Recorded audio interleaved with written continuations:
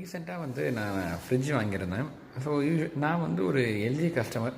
மற்ற எதுக்குமே ட்ரை பண்ண மாட்டேன். பட் சரி ஃபர்ஸ்ட் டைம் சாம்சங் ட்ரை பண்ணலாம் அப்படின்னு சொல்லிட்டு மூவ் ஆகியிருக்கேன்.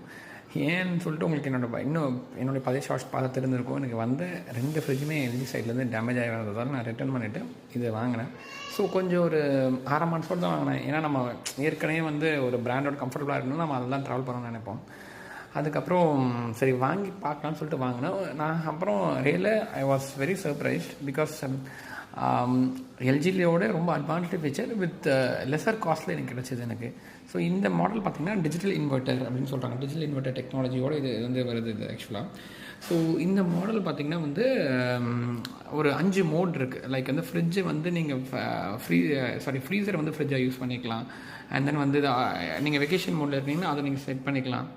லைக் அந்த மாதிரி ஒரு 5 கன்வர்ஷன் இருக்குது. இங்கே பார்த்திங்கன்னா உங்களுக்கு தெரியும் உங்களுக்கு. ஸோ